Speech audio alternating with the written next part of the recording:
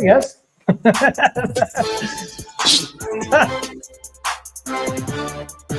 Live shots in the title card. Hey, you get what you get right. It's all good. It's all Shake good. it up a little bit. It's Monday, baby. Shake it up. It is Monday. All right. We are back in studio here at the Lee Company studio, live from Columbia. I'm Chris Yao. He's Maurice Patton. This is Main Street Sports Today, presented by Mid-Tennessee Bone and Joint. Hope you guys are having a great start to your week. Of course, all right, you can't hear us. Oh, you can't hear us at all. Okay, there you go. Well, anyway, we are here.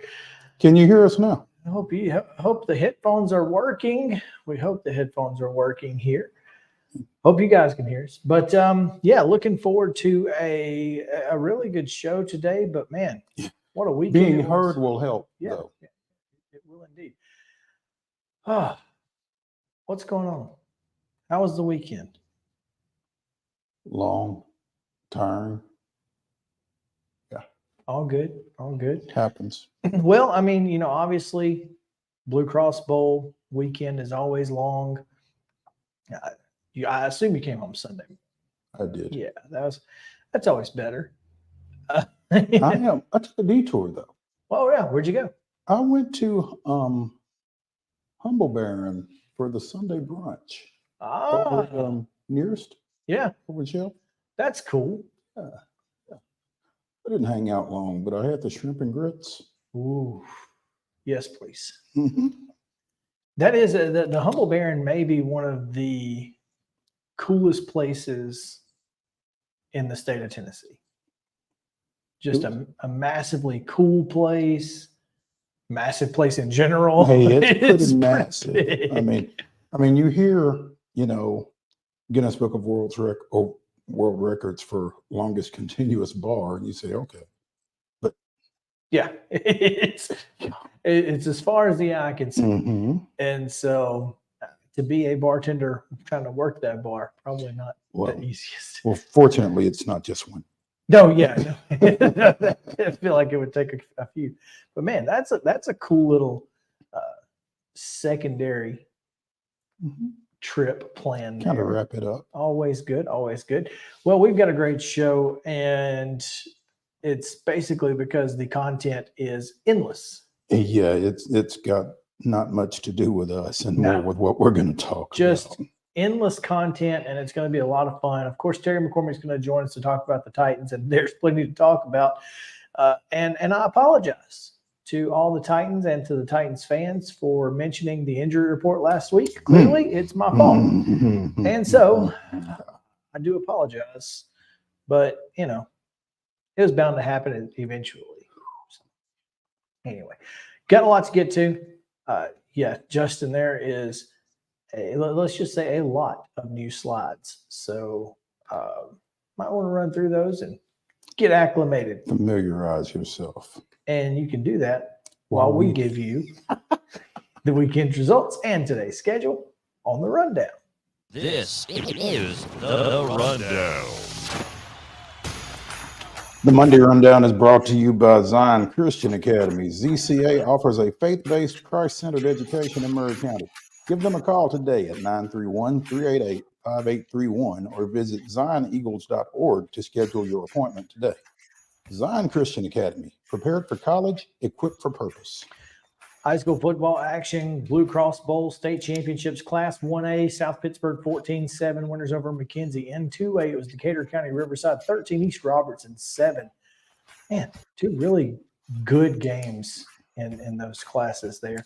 Alcoa, Downs East Nashville 42-20, we mentioned on Friday in Class 3A. In Class 4A, it was Pearl Combe 36, Upperman 27 in a classic game there, and a classic game in Class 5A. And you can find coverage from Mo on Main Street Preps from Knoxville West 24-19 win over Page. But man, what a game that was. And then in Class 6A, some new blood as Houston downs Oakland 24-9. How about that? Congratulations. The Houston team was on a mission and completed it on Saturday night. No question. Girls basketball, Grace Franklin, 53-50 winners over Battleground Academy. Blackman Downs Columbia Central, 45-31. Brentwood, 82-38 winner over Springfield, while Chattanooga Christian down Brentwood Academy, 75-60. Innsworth, 87, Clarksville Academy, 38. Sorry. Rockville, 74, Northeast, 38. Middle Tennessee Christian, 69-43 winners over Columbia Academy. Creekwood falls to Gibson County, 56-52. And Marshall County was a 49-34 winner over Cullioca. Dixon Academy, a 42-26 winner over Zion Christian. Community falls to Eagleville, 66-30. FC Boyd down Smyrna, 52-39. And Independence gets a 50-38 win over Fairview. Providence Christian, 57. Franklin Road Academy, 43. HARPER'S All Downs Girls Prep School, 53-42. John Overton, 86, Glencliff, 12, Green Hill, 46, Wilson Central, 37, East Hickman, 66-27 winners over Kenwood. Republic falls to Kirkwood, 71-28. Cane Ridge downs Laverne, 47-31, Lebanon, 76, Mount Juliet, 29. Liberty Creek, 34-30 winners over Donaldson Christian. Loretto beats Cornersville, 60-42. Richland, a 72-30 winner over Mount Pleasant. Nashville Christian, 62, Hume Fogg, 25. Oakland 59, Beach 56, and Perry County down Santa Fe 51-26. Also, the Webb School defeated Pope Prep. Excuse me. Going on? That's so wow. 59-29. Portland with a 46-36 win over Gallatin. Stewart's Creek 51, Riverdale 28. Shelbyville with a 47-46 win over Siegel. Nolensville also with a 1-point win over Spring Hill 46-45. Hendersonville defeated Station Camp 55-43. Stewart County 56. West Creek 35. That's understandable. Okay. Yes. Thank you. Stratford 72. Knowledge Academies 12. Summertown with a 66-30 win over Collinwood. Sycamore defeated Harper 52-37. It was Upperman 43. Summit 30. Valor Collegiate 38, Lead Academy 30. Pearl Cone defeated Warren Central of Kentucky 54-35. DeKalb County defeated Watertown 44-37. Cheatham County 36, Westmoreland 30. White County with a 68-52 win over Murfreesboro Central. And Greenbrier defeated White House Heritage 56-43. On Saturday, Battleground Academy's girls defeated Davidson Academy 59-51. Central of Kentucky. Just Central. Just Kentucky. Central. Okay. Right in the middle. 83. Clarksville Academy 48. Rossview defeated Christian County of Kentucky 56-45. A little more specific. Thank goodness. Kentucky's pretty big. Webb 74. Christ Presbyterian 39. Smyrna 47. Chattanooga School of Arts and Sciences 24. FC Boyd defeated Dixon Christian Academy 66-28. Ezel Harding with a 63-42 win over Middle Tennessee Christian. Loretto defeated Lincoln County 52-40. It was Marshall County of Kentucky 46, Green Hill 29. Nashville Christian down Kirkwood 58-20. And Pope Prep 64, Merle Hyde 37. Boys basketball from Friday, Columbia Central 44, Blackman 41. Brentwood Academy 78-53 over Chattanooga Christian. Innsworth falls to Clarksville Academy 72-58. And Rockville gets the best of Clarksville Northeast 72-35. It's Columbia Academy 65-36 winners over Middle Tennessee Christian, taking out some football team frustration there. Creekwood 76, Gibson County 57, Marshall County 76-44 winners over Cullioca. Zion Christian falls to Dixon Academy 70-66, while Eagleville was a 53-42 winner over Community. Clay County 66-43 against East Robertson, and Ezo Harding down Dayspring Academy 98-49. It was Smyrna 70, FC Boyd 34. Providence Christian 76-50 wins over Franklin Road Academy, and John Overton downs Glencliff 76-60. Green Hill 48, Wilson Central 42. Hume Fogg 66-30 winners over Nashville Christian. Martin Luther King a 44-38 winner over Hunters Lane, and Rossview 54, Jonesboro, Arkansas 52. Also, Kirkwood defeated Republic 75-19. It was Laverne 56, Cane Ridge 53, Antioch 62, Lawson 46. Lebanon with a 47-41 win over Mount Juliet. Liberty Creek defeated Donaldson Christian 50-33. It was Loretto 70, Cornersville 24, Marshall County of Kentucky 70, Good Pasture 57. Montgomery Bell Academy 71, Tennessee Heat 53, White House 79, Merrill High 47. Houston County 55, Montgomery Central 39, Mount Juliet Christian with a 55.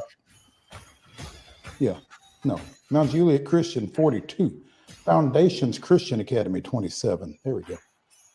Richland 70, Mount Pleasant 48, Beach Down Oakland 74-49, Santa Fe with a 72 to 39 win over Perry County.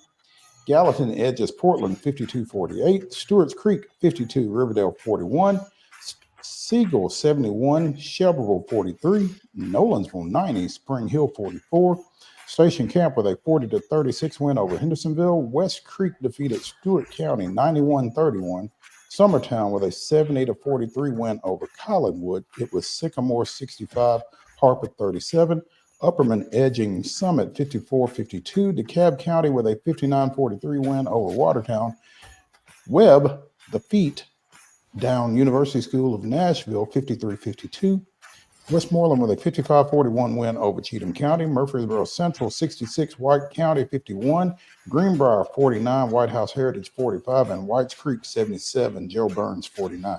On Saturday, Bartland down Rossview 74-56. It was Battleground Academy 82-52 winners over Davidson Academy. Smyrna gets the best of Chattanooga School of Arts and Sciences 76-68, while Ezo Harding was an 80-44 win over Middle Tennessee Christian. Tennessee Heat edged at Livingston Academy 65-61, while Loretto down Lincoln County 57-42. Kirkwood 63, Nashville Christian 58, Pope Prep an 84-64 winner over University School of Jackson. University Heights of Kentucky 85, Page 58. On the collegiate side, Belmont downs Valparaiso 77-68. It was Central Florida 72, Lipscomb 57. Vanderbilt downs Alabama A&M 78-59, and Tennessee State edges Austin Peay 69-65. The ankle-biting Terriers of Wofford get the best of Middle Tennessee State in overtime 74-64. Sharp teeth. Yeah. Tougaloo downs Fisk 61-53, and Trevecca continues a heck of a turnaround in 2023 with a 103-71 win over Northwood. Women's basketball over the weekend. Cincinnati defeated Tennessee State 76-52. Mercer edged Austin Peay 78-75. Vanderbilt with a 71-63 win over Louisiana Tech. Akron defeated Tennessee State 55-49. Belmont at the curb, downing Middle Tennessee State yesterday afternoon, 71-47. Ohio State. I watched about 3 minutes of this and got disgusted. Ohio State 78, Tennessee 58. Simmons College of Kentucky 100, Cumberland 95, and Fisk with an 80-60 win over Tougaloo.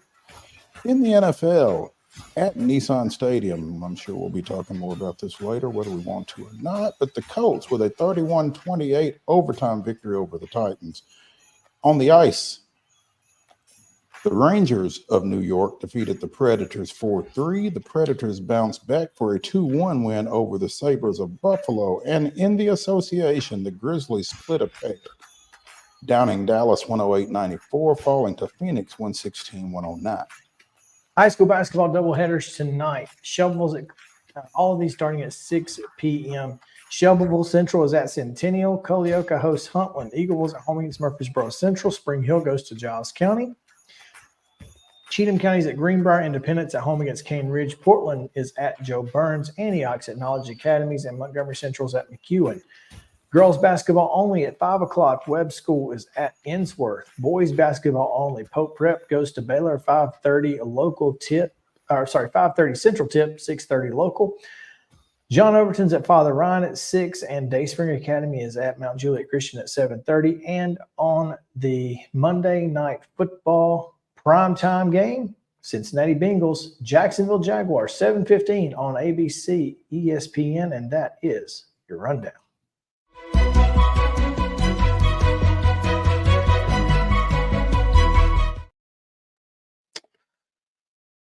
Our top story is brought to you by Piggly Wiggly. Of course, they're over in Neely's Mill Shopping Center in Columbia and across the mid-state, but we like the one here in our neck of the woods particularly. And you know, you go with what you know.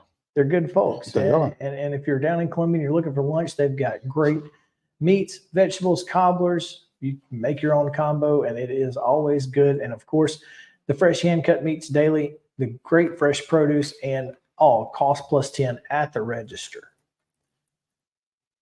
Well, I've not seen an official announcement that I can find, Right. but And you may not, but, footballscoop.com, and they're typically pretty solid. that is about as solid as it gets. I mean, we wouldn't have one of their people on with, well, we've had this person on with us. We've had Zach Barnett on. We have. We've had John D. Bryce on. They typically know what they're talking about. And obviously this has been a rumor. Trust them a lot more than I do TMZ. This has been a rumor throughout the coaching carousel process, but it does appear that Austin Peay's Scotty Walden will be headed to El Paso to take the UTEP job. And congrats to him. For one, congrats to Texas El Paso, who is getting a really, really exciting guy and good football coach. Texas native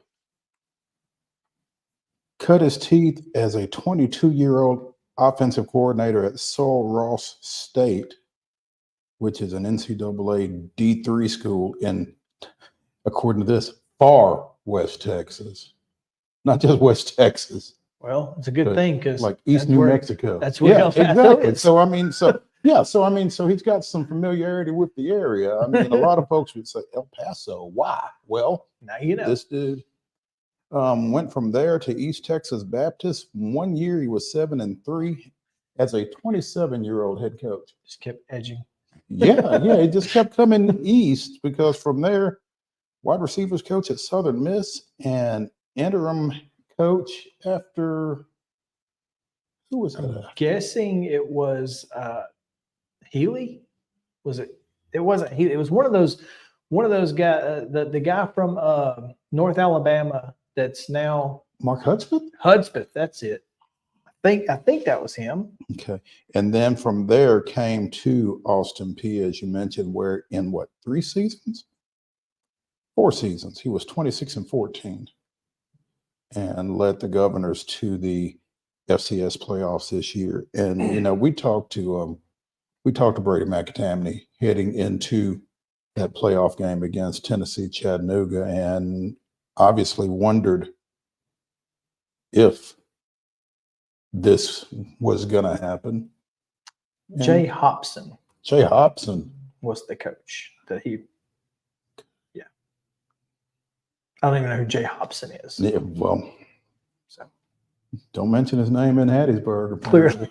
But, So anyway, yeah, great move for Scotty. You hate to lose him at Austin Peay, but at the same time, you kind of knew you were going to, or you certainly knew it could happen. yeah, I mean, back-to-back trips to, or back-to-back championship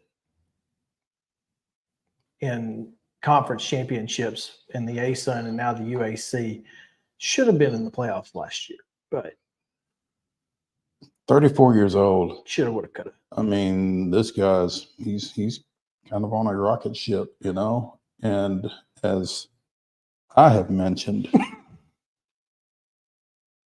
when you have the opportunity to go, you probably need to go.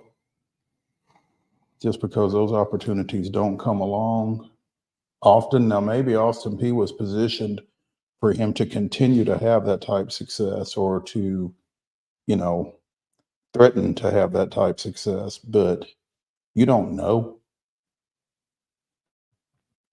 And, you know, Will Healy really kind of put that program back on the map, or put it on the map, and used it to bounce into, you know, FBS coaching ranks. Didn't work out so well. Hopefully this works out a little bit better for Scotty Walden over at Texas El Paso. Yeah. You know, I think that Scotty is exactly the kind of coach that that fits well in Conference USA, especially with what they're trying to build in Conference USA, with, you know, trying to become less of a, you know, less of a place where people come to retire or whatever. They want to be the breeding ground for, new young head coaches. Now, that's obviously opposite of Jacksonville State as Rich Rodriguez, but I still think that, Conference USA as a whole is trying to be, the springboard and the place where you come to make a name. And obviously building the conference up is important. And the best, getting the best coaches is important. Scotty Walden is one of the best coaches available that UTEP could get. And if not the best coach available that UTEP could get. And I'm thinking that UTEP was not the only Conference USA team that was looking at Scotty Walden. I would certainly expect that Middle would have probably given him a call. But based on what you're telling me, as far as, his history in West Texas, I'm not sure he even answered. Oh, I'm sure he answered. But and I'm not sure how far along it got, sure, if at all, because I mean, if UTEP was in on him first, then and he had decided that was where he wanted to go, then it might probably didn't go very far. But I feel like he probably took the call, just out of respect. Sure. And that's what I mean. Mm-hmm. I mean, you don't burn those bridges. I don't think that if UTEP was, and UTEP was first, which probably made a lot of difference. Mm-hmm. Hey, I'm already in negotiations with this team. We're pretty far down the road. If you want to offer something, go ahead. But if it's going to be a whole process, if you're talking about 2 or 3 interviews and that kind of thing, I've already done all that with somebody else. Yeah, I'm out. And it's home, it appears. So although Middle would have been another step east. Yeah. Well, he could have just kept going. Coming. But not the only coaching move made over the weekend. Spencer Danielson, interim head coach and defensive coordinator at Boise, was named the head coach. Taking over for Andy Avalos. I guess. Led them to a 3-0 record, including a conference championship win over UNLV. So I guess his on-the-job interview went well. All right. And good for him. Good for him for taking advantage of the opportunity. Good for Boise State for recognizing the on-the-job interview and putting some, credence in that, because a lot of folks. Everybody does. Yeah. So, and I guess Brian Harson's just going to continue to sit home and count his money. Wouldn't you, if you can? Well, it's like you said, you can always go back. I mean, I don't know how heavily he was involved, if he was involved at all, but it would have kind of made sense. They had Boise and Harson had a lot of success together. They did. So, biggest hire of the weekend goes to Houston. Willie Fritz takes over for Dana Holgerson. And you have to wonder how much of an impact this What was the hire timing had. of that? Well, on Sunday morning, they announced it. They announced it Sunday morning. Yeah, Okay. And but they lost to SMU, obviously, Saturday. There were reports leaking out throughout the week that he was looking and potentially heading that way. And you got to wonder how much of an impact that had on the AAC championship game that obviously Tulane lost to SMU. What was it, 28-14? I don't know if it was that close. Well, I don't know if it was like that kind of a score. It was probably something like 2 touchdowns. I just don't know if it was 26-14. Okay. Now, I didn't think it was like a perfect score. There was a weird number in there somewhere. But yeah, that's a big hire for Houston. Obviously, Willie moving up to the Big 12, and CBS grades it an A+. This guy's been doing it kind of in the college football hinterlands, so to speak, for a pretty good while. And it's going to be intriguing to see what he can do, in a Power 5 with a full arsenal. I mean, Yeah. after being at Georgia Southern and Tulane and other places like that. Golly, been coaching since '82 when he started as a student assistant at Pittsburgh State. D2. That's Pittsburgh, no H. No, wait, that's State right. D2 Power. in Kansas. The Gorillas. One of my favorites. I love that. But yeah, spent so much time at Central Missouri, Sam Houston State, Georgia Southern, and Tulane, and getting his shot finally. 63 years old. He and Signetti. 63. Yeah. Finally getting a shot. Well, the good thing for Houston is you don't really expect him to be looking for anything else. No, yeah, Theoretically. he's kind of here until he's not. Mm-hmm. Oh, I don't know if you saw this one or intended to mention it or not. Were you done? No, there was one more that's out there, but go ahead. Okay, go ahead. Go ahead. After having his play calling duties taken from him at Colorado, Sean Lewis hired at San Diego State. Where he can call the plays if he wants to. Well, this would be better now, wouldn't it? Yeah, it would. It would. Well, and he's returning to the Yeah. head coaching ranks because he had been head coach at Kent State before he joined Coach Prime at Colorado. Yes. So An A- higher from CBS on that one. one. Do you have someone else? I do. Go I ahead. do. Former Old Dominion coach Bobby Wilder. Oh, that's right. Completely. I saw it, had it, just didn't put it on here. Who among his pupils at ODU was current Atlanta Falcons quarterback Taylor Heineke, Mhm. is the new man in Cookeville. He replaces Dwayne Alexander, who had served 6 seasons at his alma mater as head coach. Wilder was at ODU for 11 years. His last season was 2019, and I cannot find where he's been. Oh, okay. Wilder has spent the past few seasons doing small-scale private training for quarterbacks. Okay. All right. 2019. Said that he had some, he had interviewed for some jobs over the last couple of years. Nothing really worked out. But, he had a really good run at ODU. I mean, Sanzo's last 2 or 3 years, they were really good. Yeah. Well, he brought them back. He Yeah. reestablished football at Old Dominion. They hadn't played in almost 70 years. They went 46-14 in their first 4 seasons back. 6-6 in their first year of FBS membership. Didn't go to a bowl. Couldn't go to a bowl. You know how that goes. 10-3 3 years later. I guess that would have been 2016. And won the Bahamas Bowl. And then, like you said, 5-7, 4-8, and 1-11 in his final season. And he's clearly not young either. No.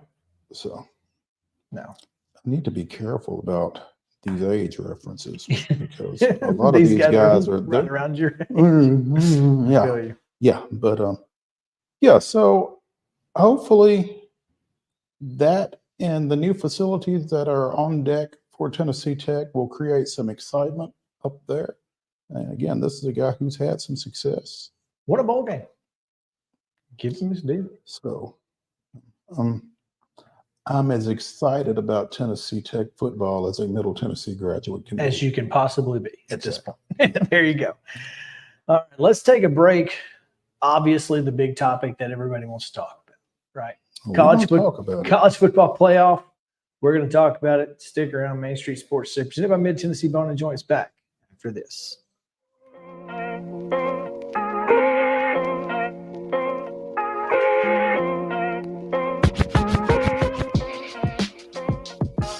Mid-Tennessee Bone and Joint treats your orthopedic injuries and existing conditions. Our trained physicians will get you back in the game faster. Contact us at 931-381-2663 or www.mtbj.net. With Lee Company technology, the best handymen are hands-off. Lee Company techs have been using visual findings and other smart technology tools for years to add transparency and virtually take customers along. You see what we see, whether we're in a crawl space or on a roof. With Lee Company, technology helps us help you, no matter what's happening in the world or at your house.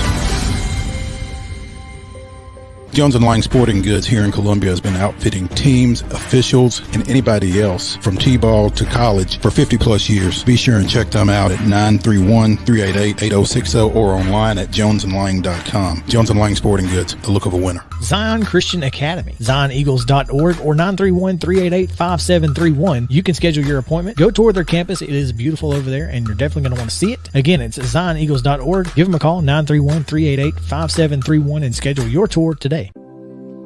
Custom Stone Handler supplies over 600 distributors and suppliers with quality stone products. Along with River Stone, we produce and distribute over 100 building, landscape, and other bulk products. Our goal is to provide quality products, service, and partnerships to ensure our customers' success. We firmly believe that the measure of any person or company is how they treat other people and customers. Give them a call at 931-490-4990 or visit CustomStonehandlers.com. A game without a crowd is just a scrimmage. A performance without an audience is just a rehearsal. Without your presence, high school sports and the performing arts aren't possible. Ensure that these essential extracurricular activities continue to enrich the lives of students in Tennessee. Purchase a ticket to your local high school's game or performance. This message presented by the TSSAA. Mid-Tennessee Bone and Joint has been the official sports medicine provider for Murray County Schools for more than 40 years. We specialize in orthopedic service, and our Ortho Quick Walk-In Clinic lets you bypass the ER. Visit us online at www.mtbj.net.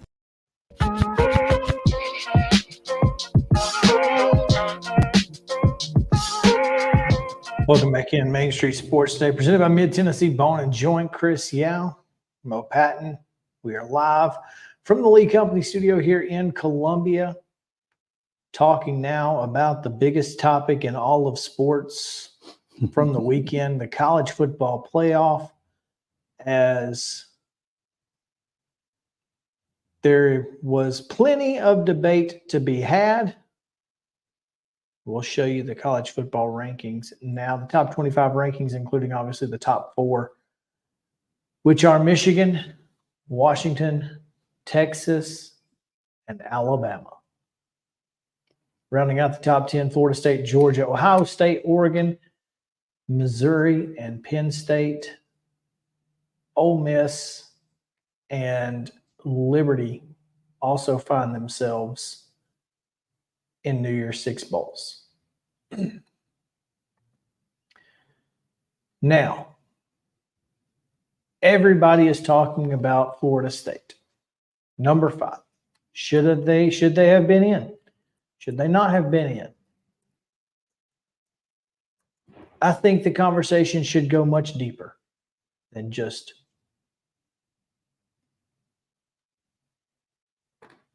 Alabama, Texas, and Florida State.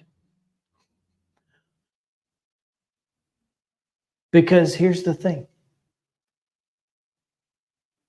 I think, and you know this about me, resumes matter, and resumes are more than the left win column and the right loss column. And if the goal was the 4 best teams, I don't know that they got it right.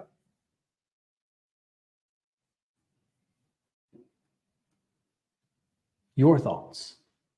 I need you to complete your thought. That is my first thought. Well, I mean, when you say you don't know that they got it right, what would have constituted getting it right by your assessment? Well, I think that there's the inconsistency of this committee was there from day one. We talked about it last week in Michigan's case.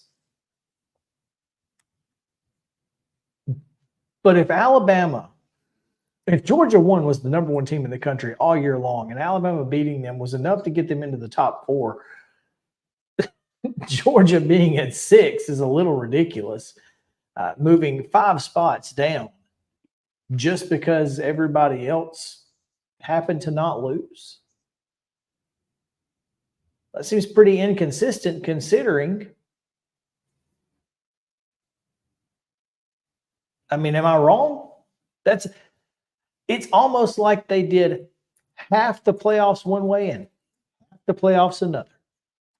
And that's a problem to me.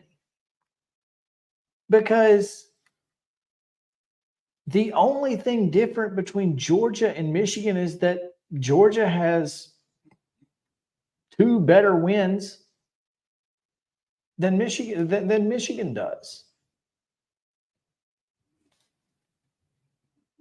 And yeah, they lost, but they lost to a team that's in the top 4 by 3 points. That doesn't seem very consistent if Florida State is also out at 12-0. 13-0. That's right, 13-0. And Michigan's the number 1 team in the country? Huh?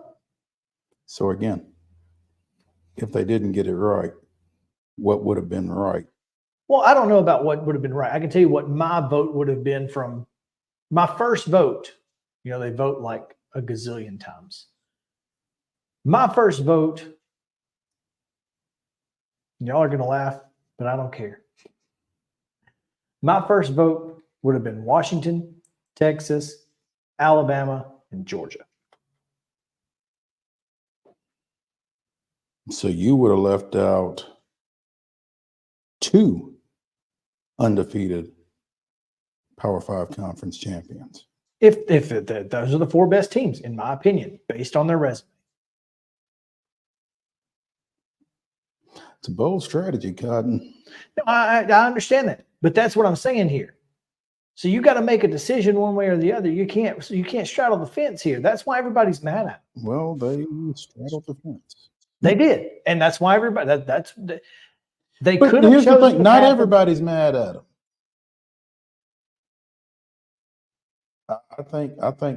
I think for a lot of people, Florida State is just collateral damage from having to have the SEC champion in. I think that's the biggest thing, because by midnight Saturday night, there was going to be a precedent set. Well, that doesn't necessarily matter going forward, but yes. No, that doesn't necessarily matter. But you were going to do something for the first time. They had to. Sunday,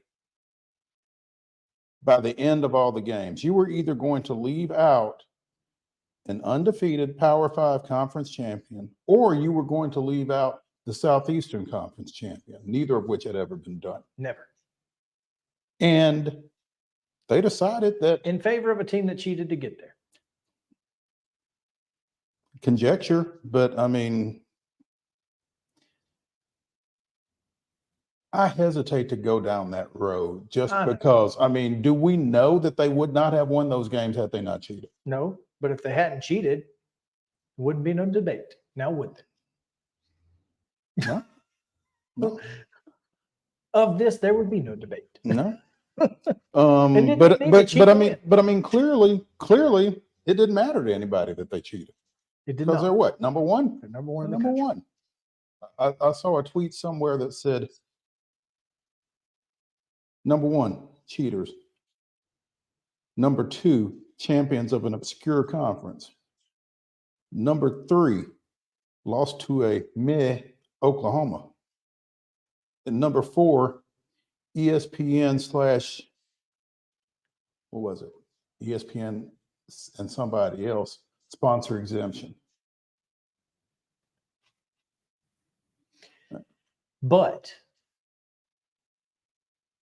and I know that we're not supposed to take into consideration the past, right? But they clearly are taking into consideration the past success of the Southeastern Conference, right? The Southeastern Conference, specifically Alabama and Georgia over the last 5 years, has earned the right to if you're going to be the man, you got to beat the man, and we're the man. There's no debate on that, right? I mean, the SEC is the man. The SEC champion has been the national champion, what, 7 of the last 9 years, I Sounds believe. right. And so it's really hard to feel like there's a legitimacy to a national championship in which the Southeastern Conference was not a part of the debate. That being said, if you're going to take that into consideration, once again, I ask, why is Michigan number 1? They got whipped by a team that got beat 55-7. No. 62-7. That's They right, it got was beat by 60. 55 points. They got beat by 55 points. 62-7. And they got whipped Blown out. the entire game. And this is essentially the same team. Sans Aiden Hutchinson. They've not been good against anybody but mid-competition. Ohio State, best win is Notre Dame. Notre Dame lost to that Louisville team you saw Saturday night play the worst football in the history of mankind. I'm glad you got to see it. I was a little busy. I wish that I hadn't.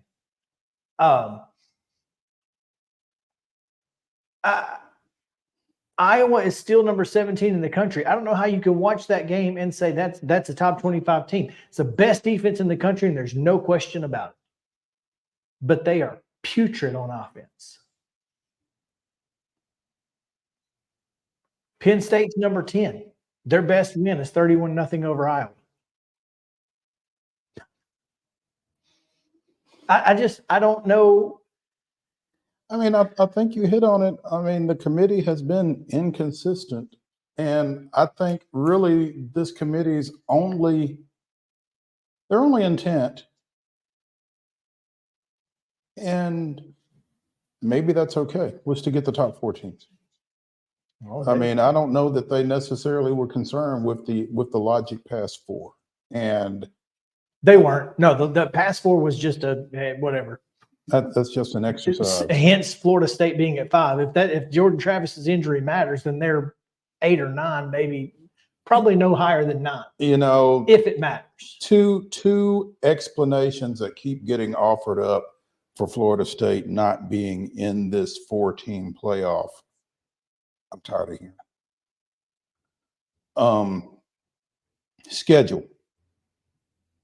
You're captive of your conference, as Jim Foster once said so eloquently when he was women's basketball coach at Vanderbilt. You can't do anything about who you have to play in conference. Okay. And you have no idea when you schedule some of these games, you know, except in the middle of a pandemic, how good these folks are or how good they're going to be. When they signed their contract with LSU. You probably had an idea LSU was going to be decent.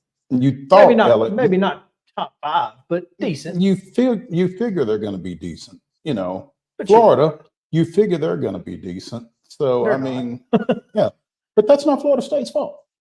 Okay. And you know, the Jordan Travis injury. I mean, this kid is apparently went on Twitter and apologized for not having his leg broke sooner so that they could have built a better resume without him.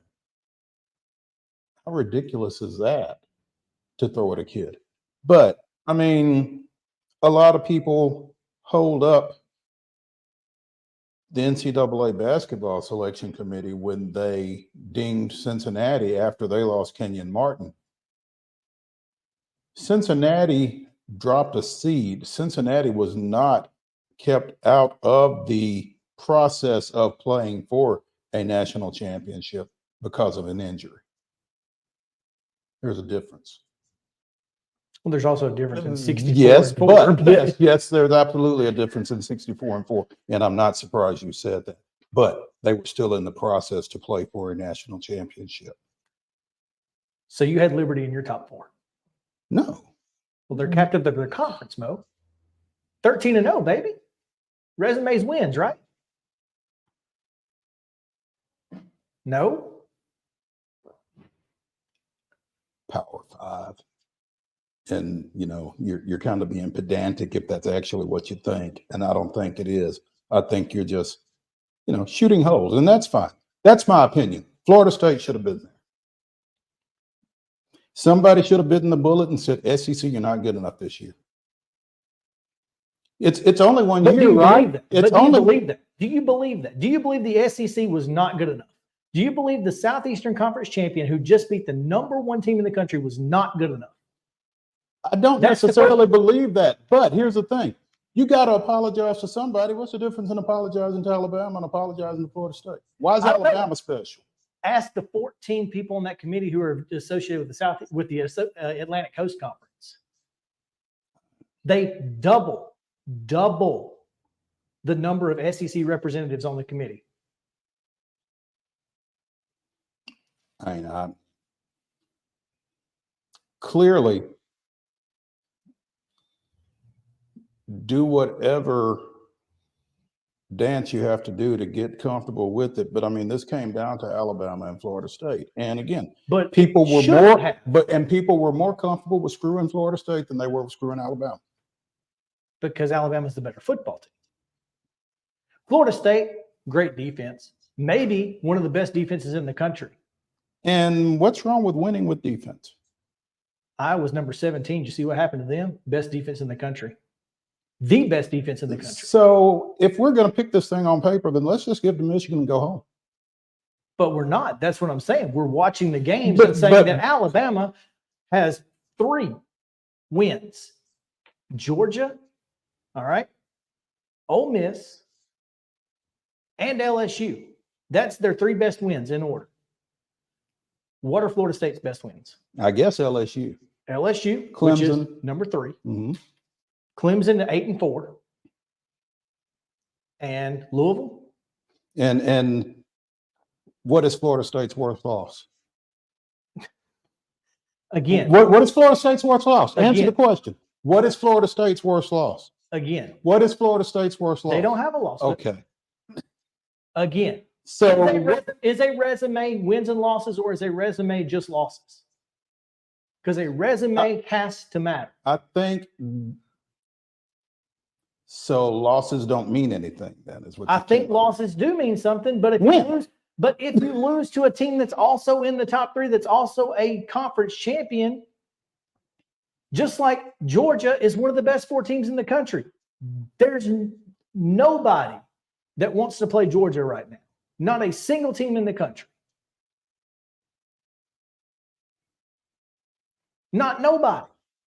They're 2.5 touchdown favorites over Florida State right now. Do you think Florida State today, if they cared about being there, beats Georgia in the Orange Bowl? If this were a conference championship game, do you think Florida would beat Georgia? Florida State. Florida State. Yeah, under the circumstances, probably not. This is the point. But it's also the point that that's also the case for Michigan and Washington against Georgia. Georgia would whip their tails. They'd be 2 touchdown favorites over both of them too. So we're mad at the wrong people. We're mad at Alabama for being in the SEC. I'm not mad at Alabama. I'm mad at the committee for capitulating to Alabama. But they didn't. It wasn't to Alabama. And it wasn't to the SEC. It was to the process. I just think they got the wrong 2 teams at the top. And I'm telling you, when I told you I would have been insufferable in that meeting, oh my God. Michigan's 80, what's his name? Oh, Ward Samuel. Would have punched me before the end of the night.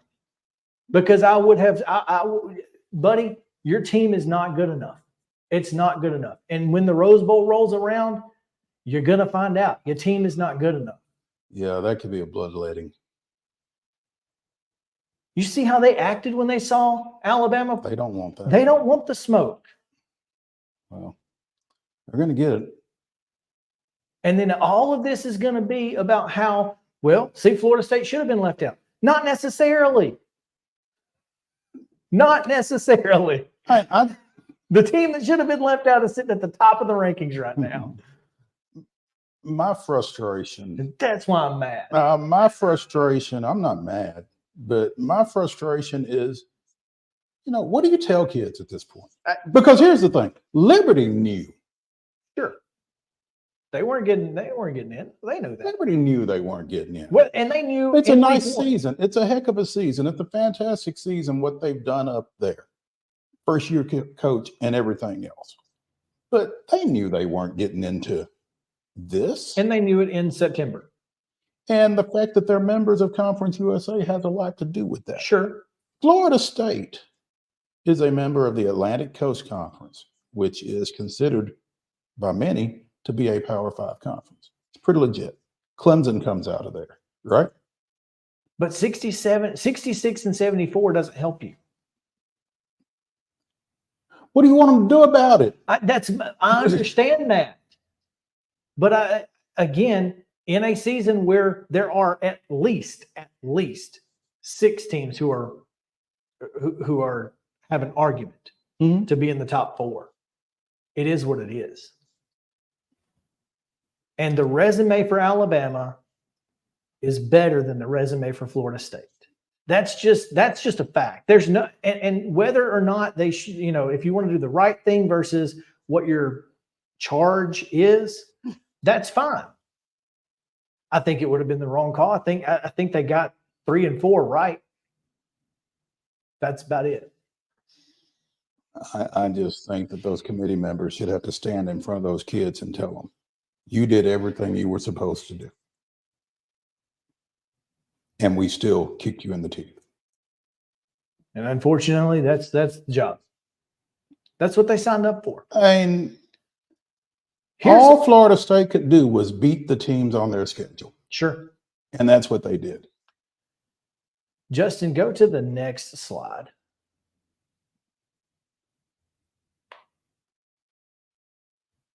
One more.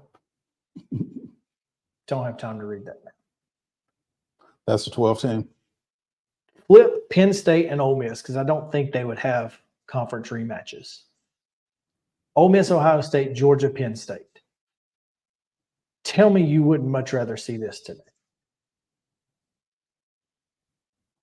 Would this not be the most exciting college football playoff in the history of the college football playoffs? That would be watchable. Oregon, Missouri, Well, Ohio State, Ole Miss, Georgia, Penn State. I mean, Georgia shoot, even Florida State, Liberty would be fun right now. Would be fun to watch. Look, Caden Salter is a Power 5 level quarterback. Well, He was at Caden Tennessee. Salter was a Power 5 quarterback until he realized that he had to stop smoking, but that's another story for another day. If this is a quarterback-driven sport, you better watch out. Because I don't know what Oregon's feelings are if they want to make sure that, that they don't get run off the field by Liberty. I don't know.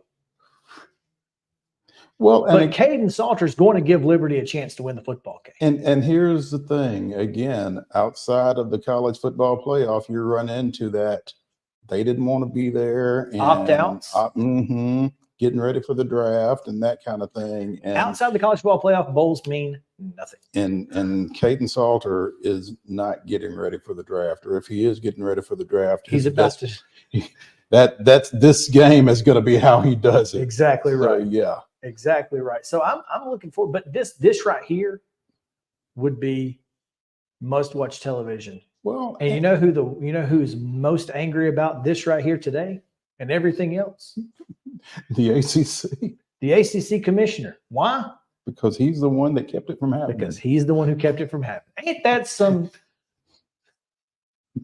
a kick in the head? What was Ain't that? that a kick in the head? As Frank Sinatra would say. Yes. Oh man. I feel bad for Florida State. I would have felt bad for Alabama. I would have felt bad for Georgia. I would have felt bad for Texas. I would have felt bad for whoever got left out. I feel Because somebody terrible. was going to A get deserving left out team. who had a case for not. Yes. A deserving team was going to that's get left out. undeniable. And that sucks. But that's the Well, job. the process is not perfect. No. The process doesn't yield 4 teams. These are your 4. It has more times than not, but it doesn't always. 18, I think, was the only other time where we had a toss-up situation. But you've Where never had, Cincinnati and you've got never let had down. one to this degree, No. where again,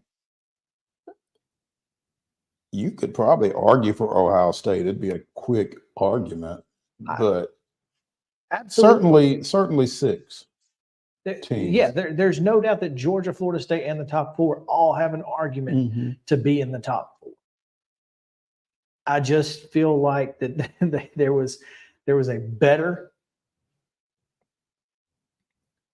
option than, oh, well, Georgia lost, so let's move everybody else up. Yeah. And I think the inconsistency of the rankings from week 8 on, it created a corner that they backed themselves into. And instead of, from the beginning, judging off of the resume, rather than Georgia being number one just because Georgia's the two-time defending champion, I agree they're probably one of the best 4 teams, but let's also take into consideration the fact that what if they lose and then we're screwed? You know, what if they lost to Missouri? Then you're screwed. There's just a lot of things that they don't take. They just kind of, they rank it like the AP poll. Well, I mean, nobody's bulletproof though. Right. No, I understand that, but I'm saying Georgia ain't beat nobody up to that point. Paul. Michigan ain't beat nobody up to that point. Why are they in the top 4? And I think that's the fundamental problem with polls in general, even when it's a committee deciding on it as a group, is that, you know, I look at it one way and you look at it a different way. Just like that's why the AP poll works, because there's enough individual people who look at it different directions that, you know, there's a collective at That the more end. often than not, you get. That's why they get points. That's how it works. They Mhm. get points, right?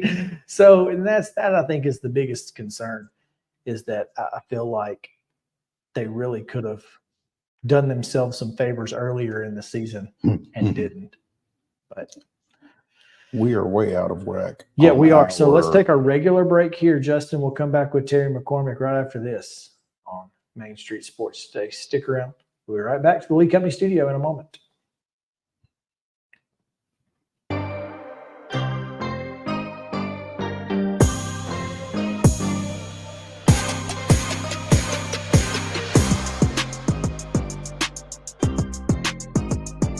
Welcome to the 2023 Magical Holiday Home Tour, coming for one day only. Immerse yourself in the spirit of the season as you explore stunning displays, twinkling lights, and charming decorations. The general admission tour of area luxury homes, including historic Rosemont, and a special tinsel tour of the original Fairview Plantation Mansion. Come and experience the warmth of the holidays by touring spectacular luxury homes. It's an event you won't want to miss.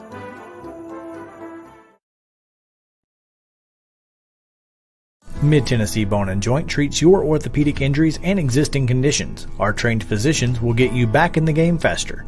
Contact us at 931-381-2663 or www.mtbj.net.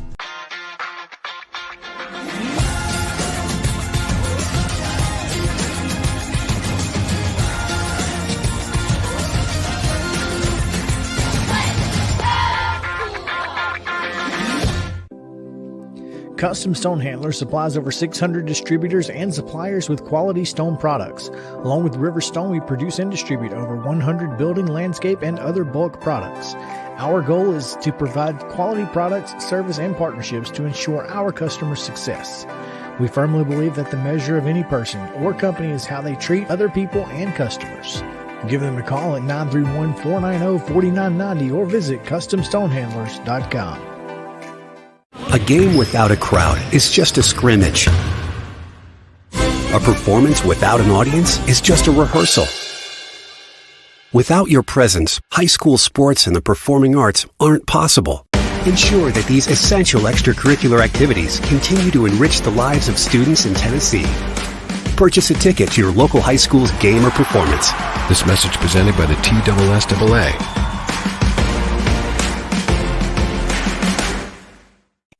With Lee Company technology, the best handymen are hands-off.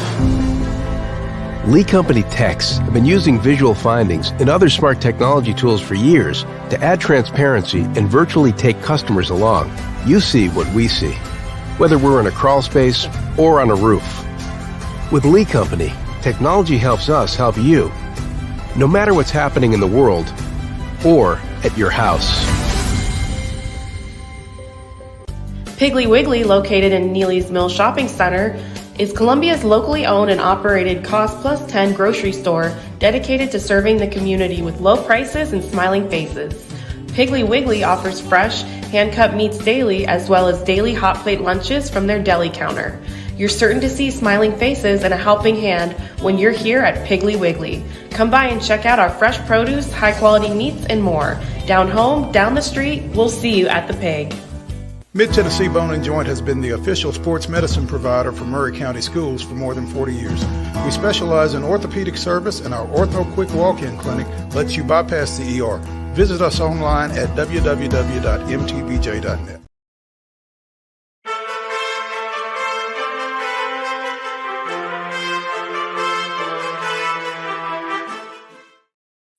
Welcome back in. Main Street Sports State presented by Mid-Tennessee Bone and Joint. Terry McCormick now with your Daily Titans report. Terry, what's up?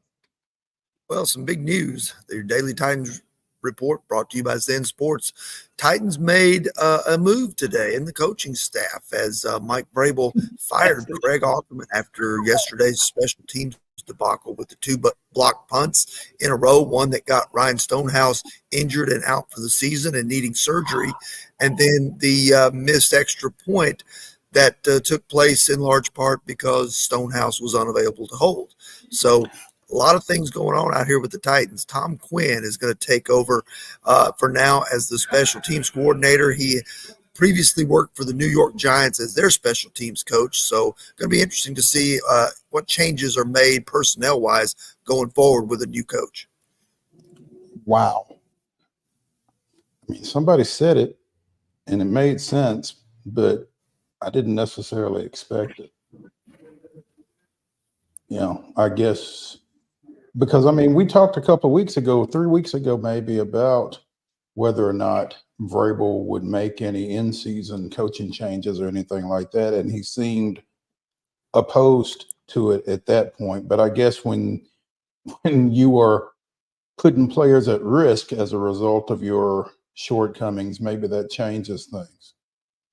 Yeah, absolutely. This is the first time he's ever made an in-season coaching change during the 6 years that he's been here. So certainly this is significant in terms of moves made by Mike Vrabel. You know, the thing is, I think there could be other moves that come at the end of this season, but I don't think you'll see any more happen during the season just because this is so unusual. Yeah. What is Stonehouse's injury specifically? Do we know? Well, he said he would have to have surgery. So if you'll look on TitanInsider.com, you can see the photo that our photographer Angie Flatt took yesterday. You can see his leg kind of bent. I don't need to see it again. Trust me. We're good. He had a big giant brace on in the locker room yesterday after the game, and he did not have an air cast on. So that leads me to think that it's not a broken bone, but probably maybe a torn ACL or MCL and things like that. Or all of the above. That's unfortunate because a broken bone would have been probably easier, much cleaner. Now, that was his plant leg, right? Yes, that was his plant leg. I don't know that it matters, but I guess it matters in a different kind of way, whether it's your plant leg or your kicking leg. I mean, it's pretty. But this guy was regardless. This guy was truly a weapon I mean, most punters are just punters, and they're all good. Guys can get, 45-yard net in the NFL. That's what they do. But this guy was truly a weapon. He could boom a 65-yard punt with ease, it seemed at times. Well, I mean, you had seen it earlier yesterday. Sure. And no longer having that at your disposal certainly makes the new special teams coordinator, Tom Quinn's job much tougher, because first thing, he's got to find a punter and somebody who can actually hold on field goals and extra points too. I was absolutely ready for Nick Folk's NFL record to end yesterday.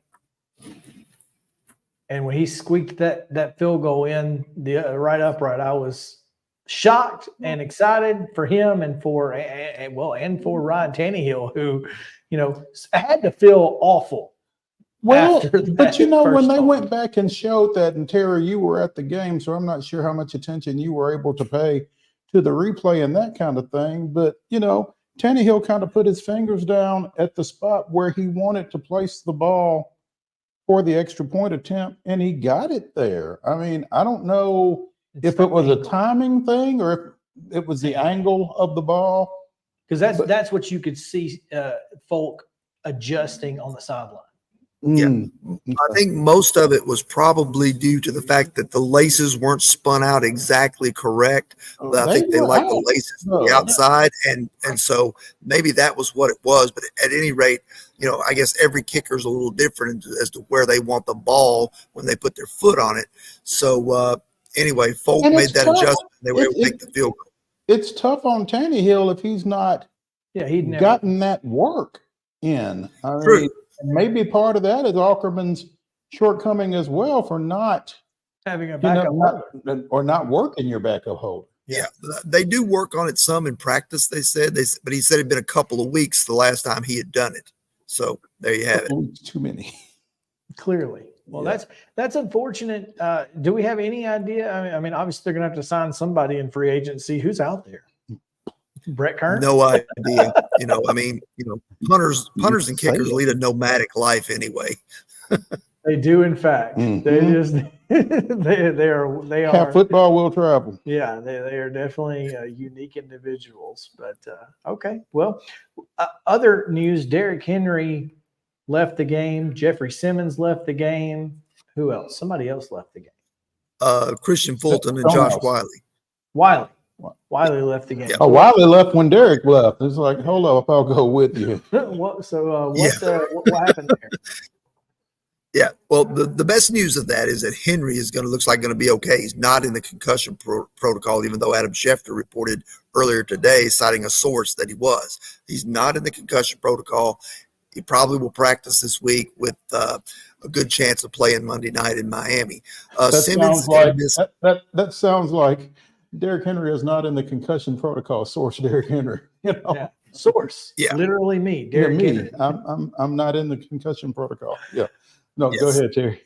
But Simmons is going to miss at least a couple of weeks with the knee injury. The good news is it's not the same knee that he injured, when he was training to come into the NFL back in 2019. So he is going to miss a couple of weeks or more with the injury.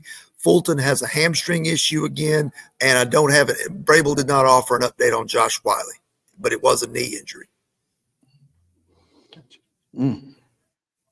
It's unfortunate. Arden Key ate yesterday, had a great game. Yeah, he looked pretty good. I mean, he's starting to come around. It's a little too late to make any run this season, but he is starting to get to the quarterback again, something that he really hadn't done since the first game in New Orleans, and had a long dry spell. But he's last two games he's played really well. Absolutely, man. All right, well, anything else we got to have? Nope. Just how about some Zen Sports? Let's talk about them. All right, let's talk about Zen Sports. Hey, Nashville, you've been hearing me talk about Zen Sports, the new sports betting app exclusively in Tennessee the last few months, and I'm excited to share some big news with you. Now, when you sign up for a Zen Sports account, you will receive up to $1,000, no wager, no danger first wager. That's right. When you place your first bet in Zen Sports with odds up to plus 500, you can be reimbursed for the amount of your bet up to $1,000 maximum within 24 hours if the bet loses. And there's more good news. Zen Sports is rolling out its brand new VIP rewards program. The new VIP rewards program will allow top-tier customers to earn more bonuses, comps, and perks. The VIP program is by invite only, so if you feel your Zen Sports play qualifies for VIP consideration, then check out the program details and apply at zensports.com/VIP. No other sportsbook will offer you a premier sports betting experience with 24/7 top-tier customer support and faster withdrawals than Zen Sports. So what are you waiting for? Get going and download their app at zensports.com today. Zen Sports, betting just got better. Gambling problem? Call 1-800-889-9789. Terms and conditions apply. Must be 21 and older and in Tennessee to bet.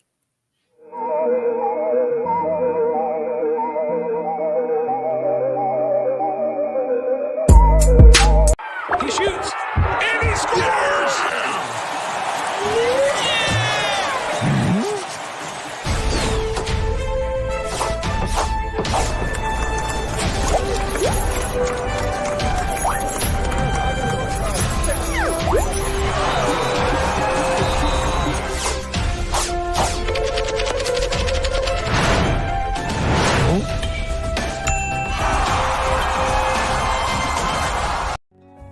Since 1975, Mid-Tennessee Bone and Joint Clinic has treated the orthopedic needs of Middle Tennessee residents.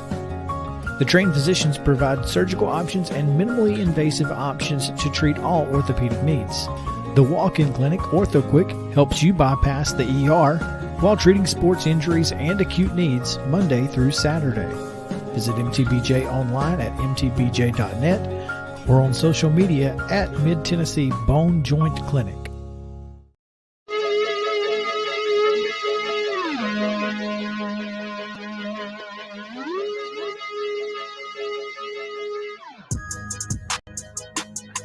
Welcome back in. Main Street Sports Day presented by Mid-Tennessee Bone and Joint. Chris Yao and Mo Patton here on this Monday Mirror edition of the show. Plenty to get to in hour number 2. We got to a lot in hour number 1 and yet didn't. We expressed a lot. We did. In our number 1. We did, in fact. So let's talk a little bit about some folks that had a good week or a good weekend, and go with the Monstars.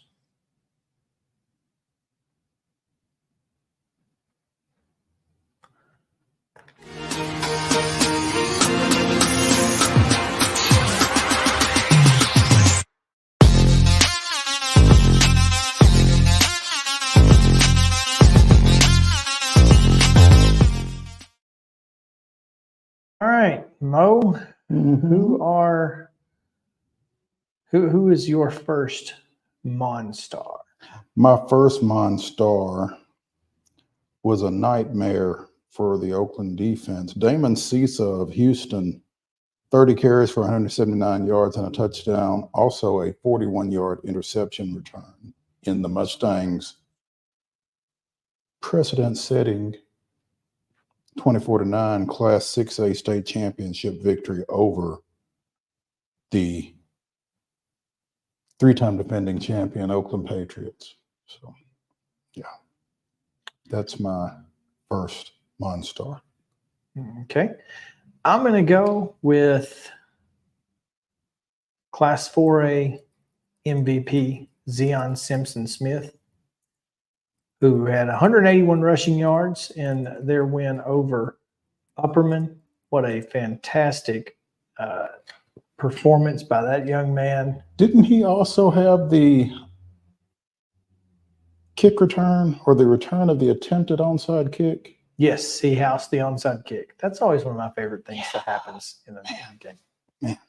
Housing onside kicks are always fun. So, got to give it up for Zion Simpson-Smith. Number 2.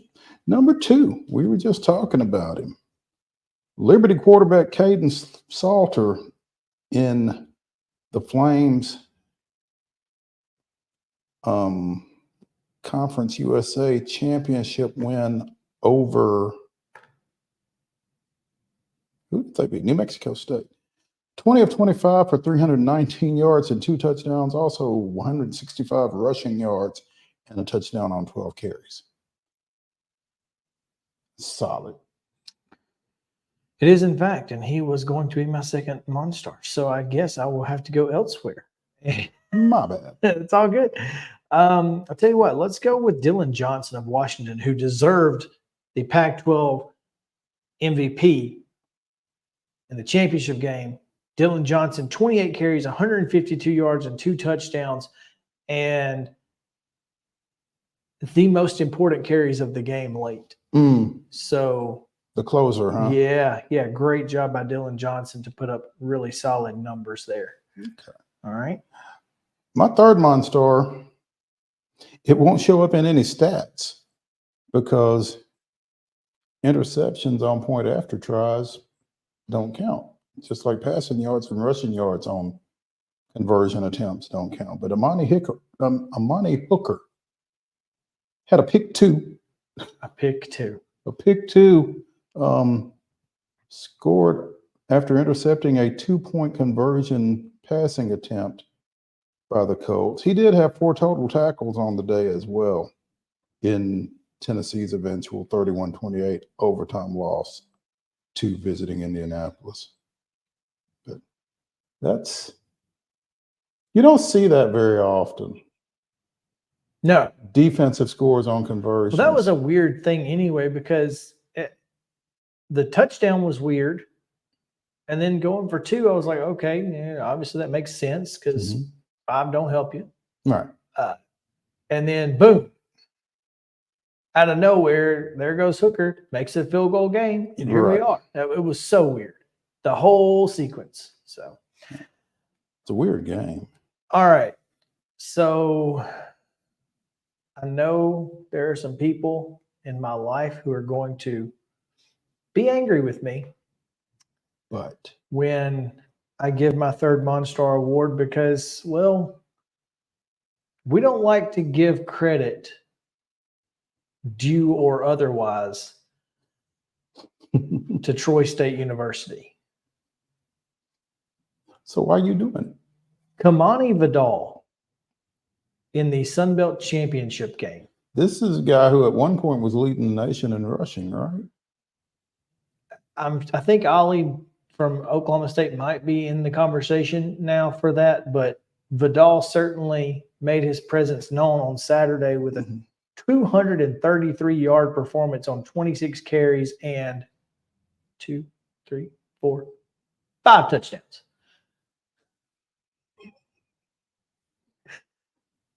Okay. Vidal is within 32 yards of the national rushing yardage lead behind Ollie Gordon. Okay. So those are my Monstars. So Ollie Gordon is with Oklahoma State. And got pretty well shut down on Saturday. Okay, but they're both going to bowl games, and bowl yardage now counts. It has for a while. So minus 32, huh? He's minus 32 going into the bowl. And they will be playing against the Duke Blue Devils and Trooper Taylor in the Birmingham Bowl. They were going to be playing against Brent Key, Trustful native, and Georgia Tech coach, but apparently Duke and UCF were matched up for the Gasparilla Bowl, and they played last year, so they swapped Tech and Duke, unfortunately. So Trooper Taylor's return, not Brent Key's return, but I feel like Troy's going to bring a pretty good crowd to Birmingham. No, it's a relatively easy trip. No doubt. Yeah. So he's got a shot. He's got a shot. I don't know who Oklahoma State's going to be playing, but I'm not real worried about it. All right. Let's talk about some baseball. A little Braves chatter. Winter meetings are in Nashville this week. They are, in fact. And Alex Anthopoulos got them off to a heck of a start. An interesting start because, stop me if you've heard this. Alex Anthopoulos coming out of nowhere with a move. Yeah. That never happens. I mean, it was reported before the blue box, but it wasn't very far off. I mean, they didn't get it until it was done. There was no, hey, the Braves and the Mariners might be making a trade. No, it was done before anybody knew anything. And yeah, so you gotta admire the ability of the Atlanta front office to be able to do that. I mean, I don't know if they threaten folks with death or firings or death and firings or how it works, but nothing gets out of there unless they want it to. Exactly. Yeah. And that's why these rumors that you may or may not be hearing I wouldn't pay any attention to them. regarding Shohei Ohtani is useless, is what it is. The Braves acquired from the Seattle Mariners outfielder, left fielder Jared Kelenic, left-handed pitcher Marco Gonzalez, and 2020 Gold Glover Evan White. Who was he with? The Mariners. Which was so weird. Well, 2020 was weird. 2020 was weird, exactly. That's why you just got to kind of go with it. But yeah, 2020 Gold Glover, who's spent most of his time in AAA last year. You know, will probably spend most of his time in AAA this year. No, he'll spend most of his time with another team next year. Probably. Yeah, I don't. It already seems to be a given that Marco Gonzalez is going to be packaged in another move. I wouldn't be surprised if Evan White is as well, because as you probably know, the Braves have a first baseman. They do, in fact. Of course, we've been asking the question for 2 years: who's going to play first base? If not the person playing it, whether it was Freddie Freeman or Matt Olson. Who else? There is no one else. That's why they have to play every day. It is what it is. Sorry, we don't have a backup for you. You gotta go. You just gotta go. You gotta go. But Kelenic is an interesting selection. First round pick of the Mets, and was traded in the Cano Diaz trade On the same date in 2020. Huh. Somebody tweeted that AA was trolling the Mets, making that trade 3 years after that the is Mets traded him. I didn't realize that it was to the date. That is great. Yeah. So Kelenic comes over, played in 105 games last year, struck out 131 times. He would have played in more games had he not kicked a water cooler during a game against Minnesota. See, he and Noah can hang out together. There you go. Yeah, they can protect each other, maybe.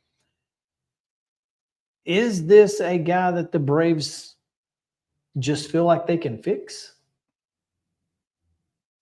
Because look, I'm not sure how much fixing he needs. Well, 131 strikeouts is not ideal in 105 games. But Kevin Seitzer seems to be Ronnie's strikeouts plummeted. Matt Olson's strikeouts plummeted. I really feel like, hey, if you're a strikeout guy, but and he doesn't really hit for a lot of power. 11 home runs last year. It's not great. 40-something RBIs. I just don't know why that's better than Vaughn Grissom. Well, it seems as other though than he's really good defensively. It seems like both those guys are going to share time in left field, is what it sounds like. And I'm perfectly fine with that. Platoon those two right and left. And I don't know if it's a platoon. Is Kelenic left-handed? I think he is. Yes. Okay. So he gives you the left-handed bat that you needed in the lineup in left field. In the opening month, and I'm reading from batterypower.com, in the opening month of 2023, Kelenic he slashed 308, 366, 615 over 101 plate appearances with 28 hits, 7 of which were doubles and another 7 homers. Well, see, and when do the Braves need somebody to step up the most? The first month. It's always that first month that like everybody else kind of getting going, and then there's one guy who just comes out of spring training on fire, like it was Arcia, this past year. And so, and then it was Ronnie the year he got hurt in 21. Right. He carried us through the first 2 months of the season. So maybe this is that guy. So I'll be interested to see how it plays out. I think he's a good pick, a good piece. I think, if the Braves, he's got what, 4 years of team control. I mean, I do have this question though. He does bat left-handed.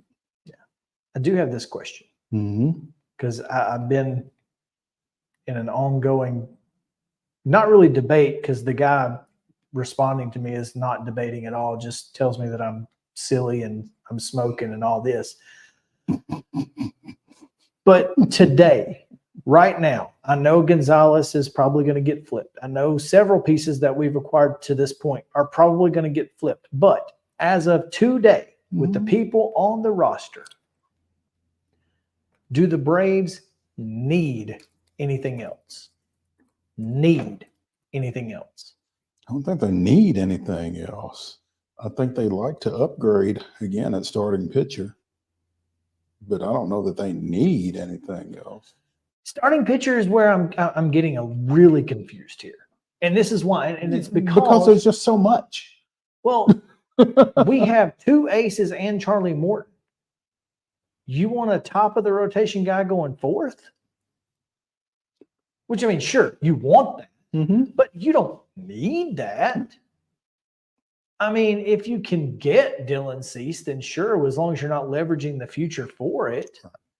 But, I mean, Bryce Elder, I know, was terrible in the second half. I think he just got tired. He had never pitched that much before. You saw what he was able to do in the first half, fresh.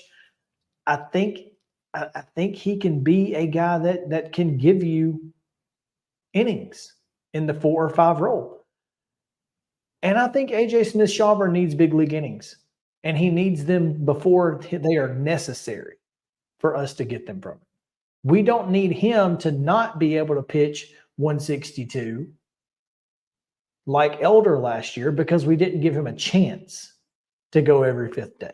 You're assuming that AJ Smith-Shawver is going to Well, be I said right now, now. Today. This is me today talking. Gonzalez is a fine 4 option. This guy had a 5-year span where he had a 3.6 ERA. Yeah. He also Last had, year, he notwithstanding. he had a forearm strain. See, I mean, Cut him short last year. I think he only pitched in 10 games. So, I mean, I know he's going to get flipped. I get that. But if he didn't, I don't know that I don't take him in the 4 spot there and have Elder, Smith-Shawver, whomever. You got a lot of guys battling, like you said, Ian Anderson, behind Freed, Strider, Morton. And that's why there's almost got to be a trade. Because there's just too many of them. There's too many good pitchers to not get something for it. But now, of course, again, this is a team that started 16 pitchers last year, so maybe they're preparing to do that yet again. 104 games. I mean, Dylan Dodd isn't going to be on this team.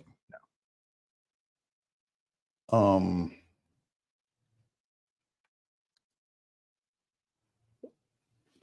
I don't know. And that's the only guy that I feel comfortable making that statement with all certainty about. Is The 22. Schuster still on the team, or is he gone? Schuster is not on the 40-man.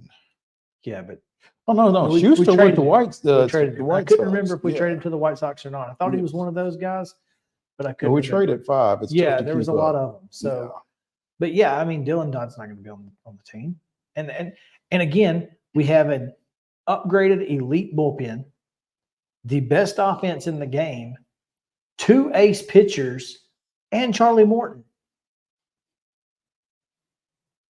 If you didn't feel comfortable riding with that today, I can't help you. Right.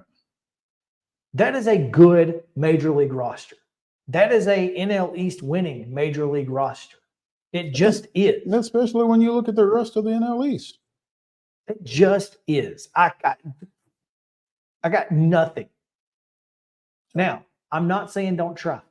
I'm not saying give up. I'm not saying quit. What I'm saying is, if they don't sign anybody with the starting pitching that's going to be available You're next good year, to go with what's I'm here. okay. I'm okay. Yeah. Now, if Max Fried gets hurt again, or if Spencer Strider gets hurt, or Charlie Morton gets hurt, Or all of the above. then sure. But that's every season. Mm-hmm. That's anybody. If Matt Olson gets hurt and you flipped Evan White, now what? Now you're stuck with Abraham Almonte or something. Vaughn Grissom picks up a first baseman. I guess. Because I don't know. You know what I'm saying? Mm-hmm. Like, I mean, that's anybody. Yeah. You can't necessarily guard against every mid-season occurrence. Right. So anyway, the Braves are fine as is, but I hope they get better. Because why not? If you can, You can always might get as well. better. You can always upgrade. You can always move up. That's right. You can indeed. Let's talk a little high school football. Blue Cross Bowl is on the other side of the break. It is over, finished with Crown 9 champions, and we'll talk a little bit about those on the other side of it. Stick around.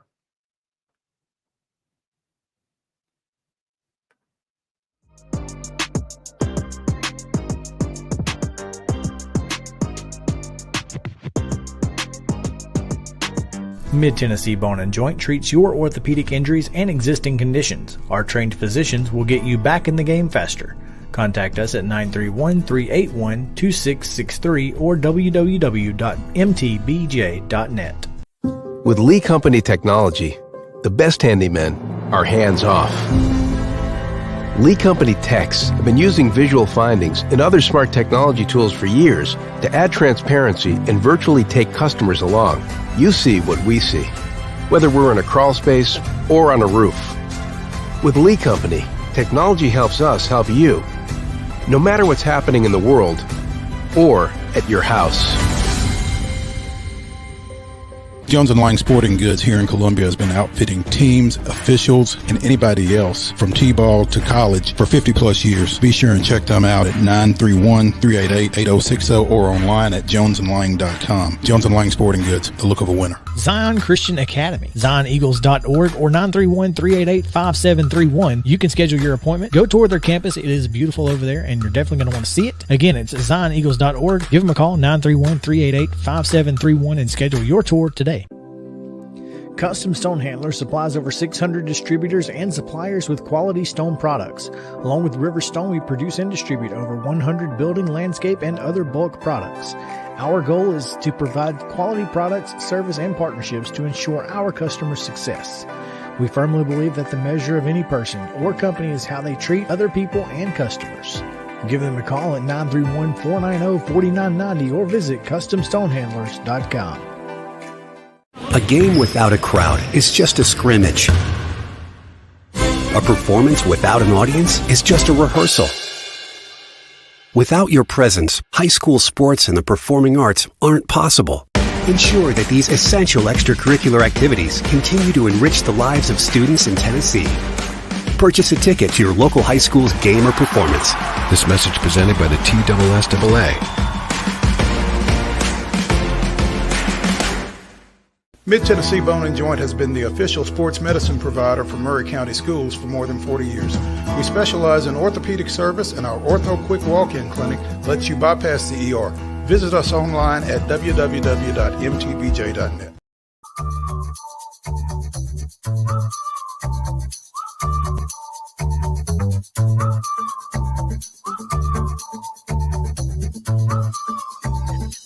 Welcome back in Main Street Sports Day, presented by Mid-Tennessee Bone and Joint. Chris Yalmo, Patton, and we spent Thursday and Friday in Chattanooga, as you guys may have seen.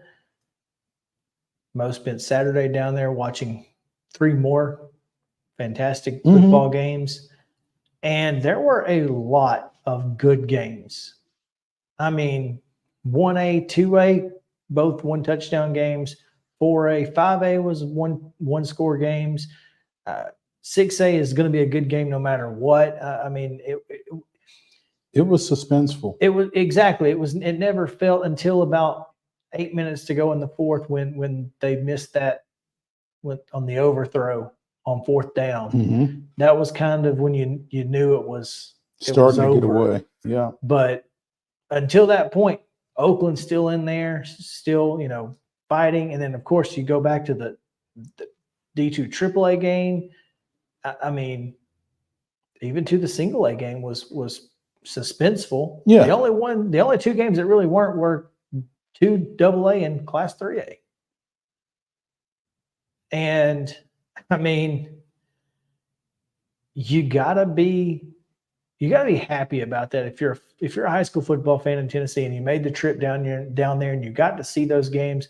I mean, that's all you hope for is competitive football. Yeah, I mean, you just want it to be, competitive. You want you don't want to blow out. Nobody wants to watch that.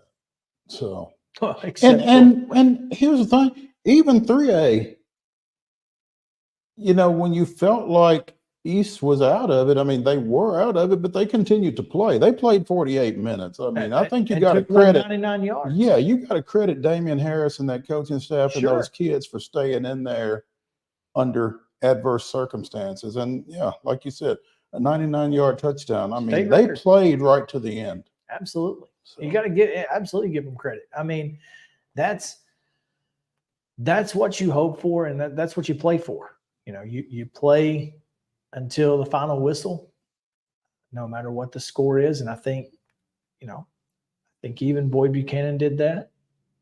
And kudos to every team that made it. Obviously, 18 schools from across Tennessee had an opportunity to play, and it was a lot of fun. Yeah. I mean, and in the mid-state, again, CPA, Middle Tennessee Christian, 4A, Pearl. Yeah, Cone. Pearl Cone. That's it. So, 3 out of 9. It's not bad. And ideally, if you had 3, 3, and 3, that would be great.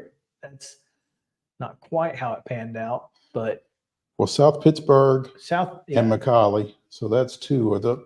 That's all they had. That's all Chattanooga had. I mean, and then East Tennessee, and then and then Alcoa.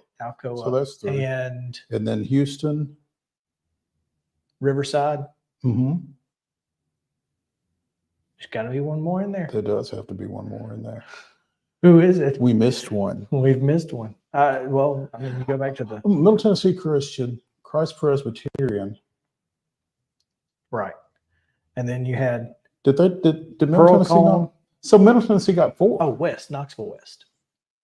That's right. That's the 4th out of East Tennessee. Yeah.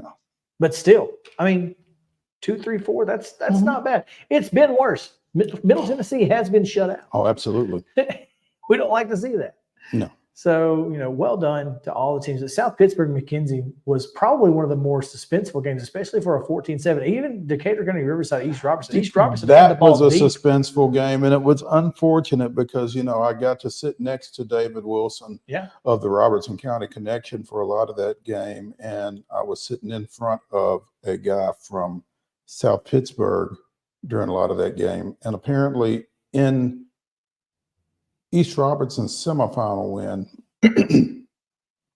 they'd gotten a lot of penalties, and a lot of them of the personal foul / unsportsmanlike conduct variety. And they got a few more of those in that championship game on Saturday. And, you hate to see that, self-inflicted wounds, that kind of thing, but particularly in a game of that magnitude and in a game that close.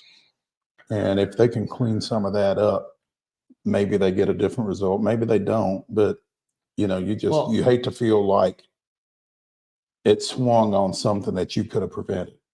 So fumble late, 4th quarter, picked up inside Riverside territory, and they don't score. Mm-hmm. You kind of felt like that was their biggest and best opportunity to get something done, to win the game. Mm-hmm. And credit to Riverside, man. That team is really good, and they were no different on Saturday. Just a really good football team. Yeah, really good, really physical. I mean, they've got a Mr. Football finalist in the quarterback, Stone Wallace, and then Desmond Thomas. They list him at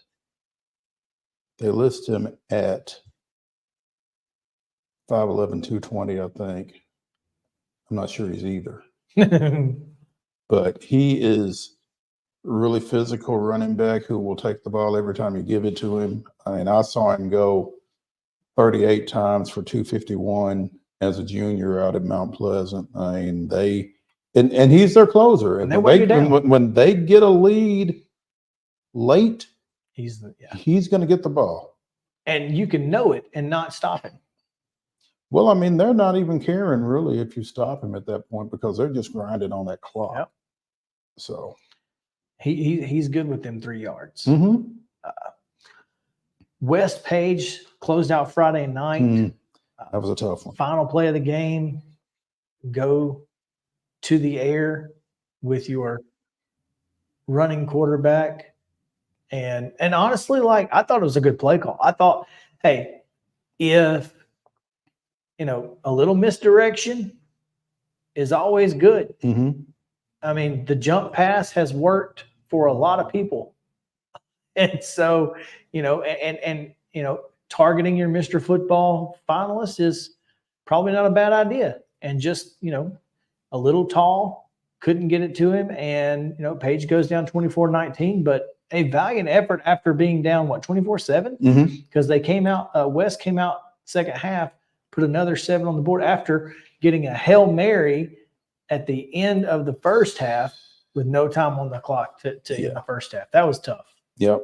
Yeah, they gave up a couple of plays in the passing game early on that were kind of costly. And, it kind of all started when Page went for it on 4th and 1 from their own 22 in the second quarter. Yeah, good as that defense was playing, feel like maybe just punt it. But, honestly, I think sometimes you gotta play to win. Mm-hmm. And I know that good as the defense was playing, the offense was playing pretty well at that point too. Yeah. We had Coach Rathbone on last week. He said that finishing drives was a big concern, had been a big concern against Southwind, against Centennial the week before, and it was kind of a concern again Friday night. Twice inside the last 2 drives were a goal to go, and they came up empty on both of them. Turned it over 2-3 times. 3 times, I believe. So, well, one of those turnovers, though, didn't technically count because it was a pick and then a fumble. They get the ball back, remember? that was wild. That was pretty wild. that might have been the wildest play of the weekend. If there's, I mean, obviously didn't watch every single play, but for me, the ones that I saw, that was the wildest. Threw a pick on the sideline, goes over there and just takes the ball away from Give him. me that. And we'll take that first down. Yeah. Oh man. But yeah, again, a great game. Great job by the TSSAA. Never a bad time in Chattanooga for the Blue Cross Bowl championships, and looking forward to going back. Yeah. Enjoyed having Mark Reeves on with us Friday as well, to touch on a handful of topics. Always good when we can catch up with him. Yeah, no doubt. Let's take our final break of the day. We've got about 4 topics that we haven't gotten to. We'll pick a few of those, mostly hoops, right after this. So stick around. Main Street Sports Today is presented by Mid-Tennessee Bone and Joint.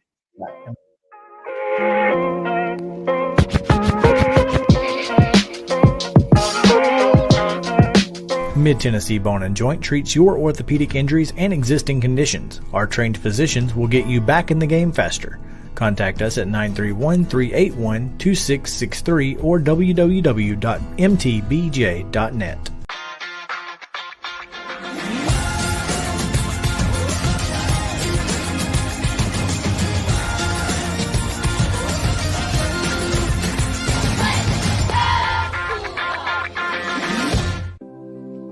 Custom Stone Handler supplies over 600 distributors and suppliers with quality stone products. Along with River Stone, we produce and distribute over 100 building, landscape, and other bulk products. Our goal is to provide quality products, service, and partnerships to ensure our customers' success. We firmly believe that the measure of any person or company is how they treat other people and customers. Give them a call at 931-490-4990 or visit CustomStonehandlers.com. A game without a crowd is just a scrimmage. A performance without an audience is just a rehearsal. Without your presence, high school sports and the performing arts aren't possible.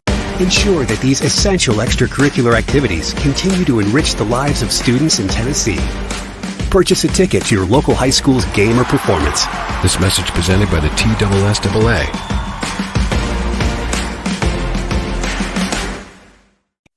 With Lee Company technology, the best handymen are hands-off. Lee Company techs have been using visual findings and other smart technology tools for years to add transparency and virtually take customers along. You see what we see, whether we're in a crawl space or on a roof. With Lee Company, technology helps us help you, no matter what's happening in the world or at your house.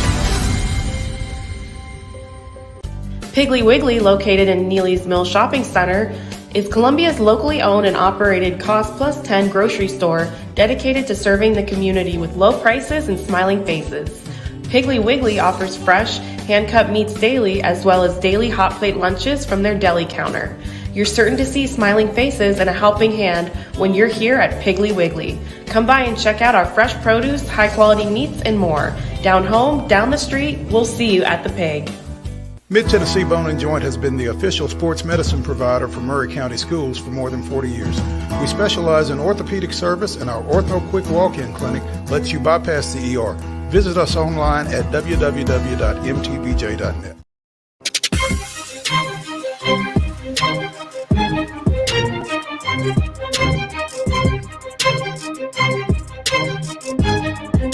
And Main Street Sports Day presented by Mid-Tennessee Bone and Joint. Chris Young, Mo Patton here. Final segment of this Monday. Plenty of topics to continue to talk about going forward. But tomorrow, big event downtown. Mr. Football Luncheon will be taking place. Mr. Football Luncheon at Nissan Stadium tomorrow. And good luck to all of the finalists, but particularly to Darian Mesa of Mount Pleasant. Absolutely. So Um, we're supposed to have favorites, but well, it's nice when you see your guys. guys that you have built relationship with over the, I mean, remember in 2020 when we went to that passing camp at Shovelville and we kept saying, who is that kid? He's making every play. Yeah. And he was. And he was. continued to do so from that day forward. So, you know, that was kind of one of those moments where you saw it and you knew it. Mm-hmm. And so Darian Mesa, well worth it, well deserved a trip to the Nissan Stadium for the Mr. Football finalist banquet. Let's talk a little college hoops, and we'll start on the women's side because you mentioned it earlier in the rundown that you watched about 3 minutes of Ohio State and Tennessee and just had to turn it off. That's all I could take. Because Tennessee just, for the second year in a row against Ohio State, looked lost. And Rakia Jackson is out. I get that, but she's one player. I mean,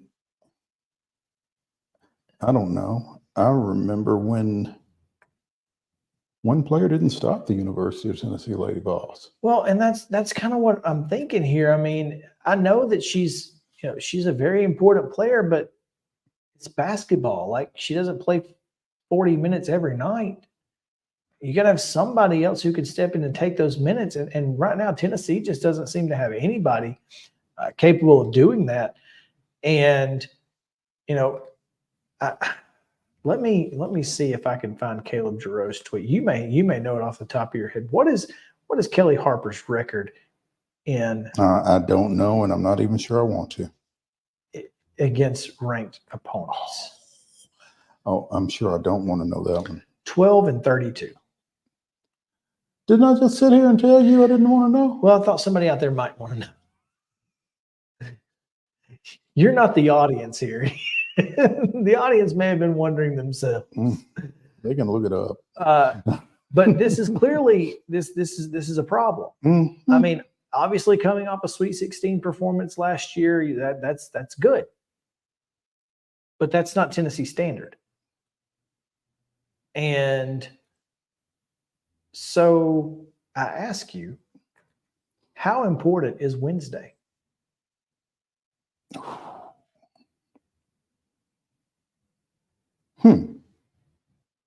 That's a nice framing of that, because there's a level on which I feel like that game is more important for MTSU, just because they're the ones playing up. They're playing the in-state power and that kind of thing. But I think it's a game that, if lost, could really create some problems.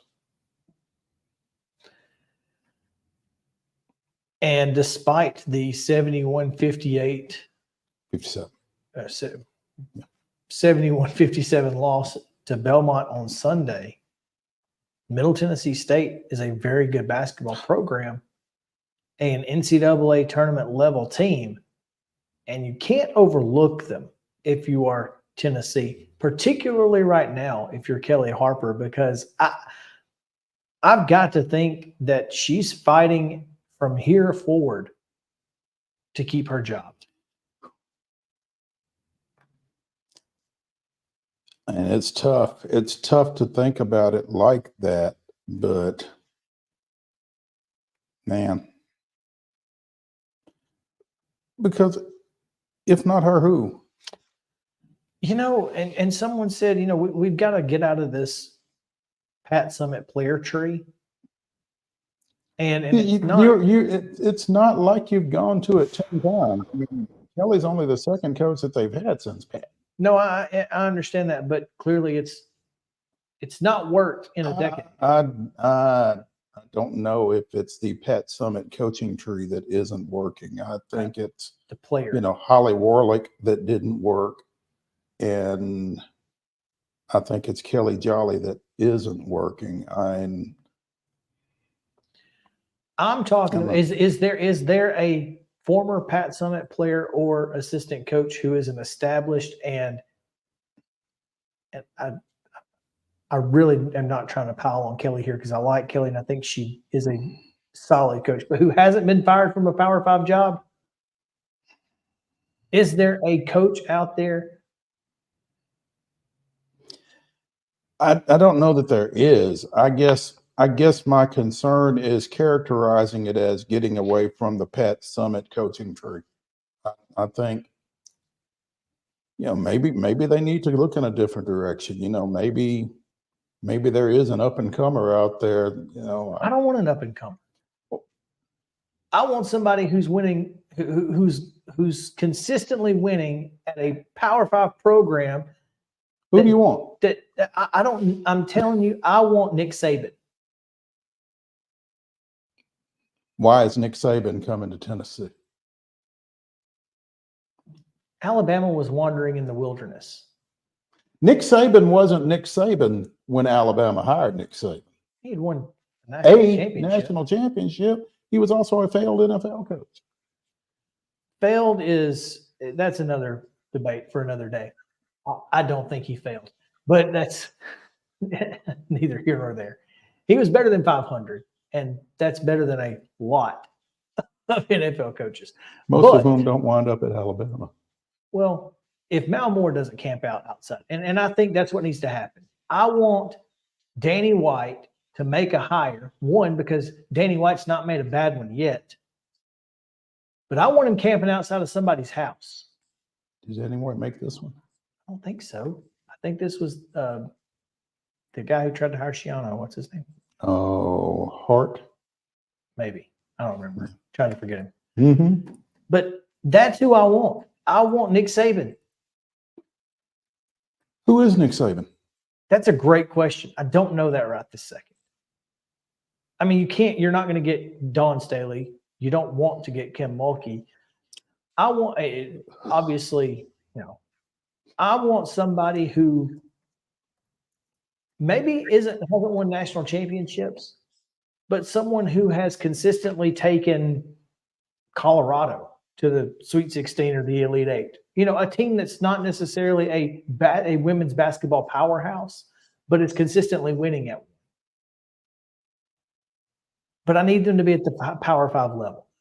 They've got it, because that's the kind of coach, you have to know how to coach at the Power 5 level at Tennessee.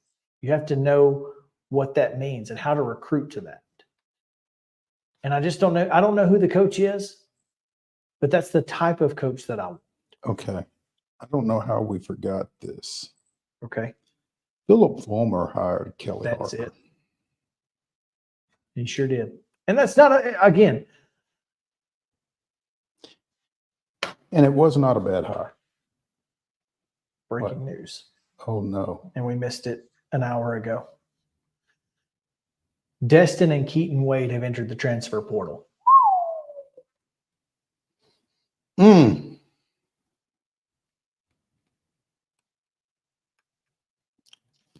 Wow. Good for them. So anyway, that's breaking. But yeah, that's,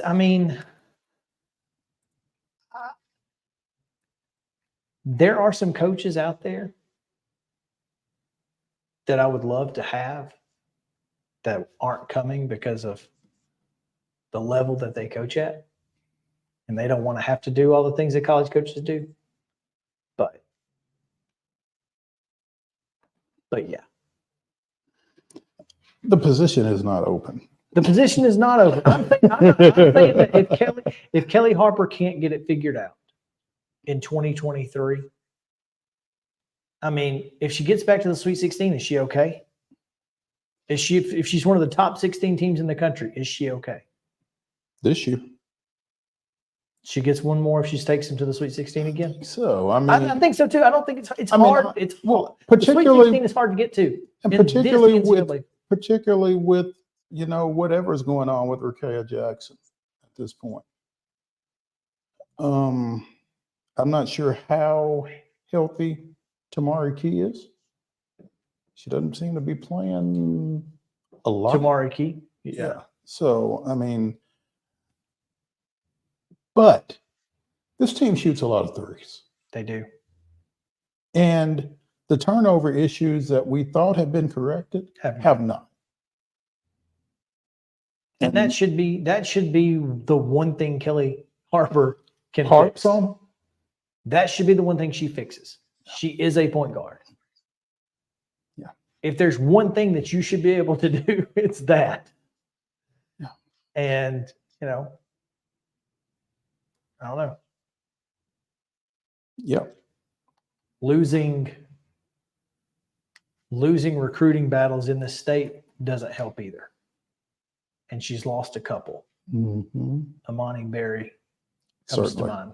Immediately. So I don't love that either. No.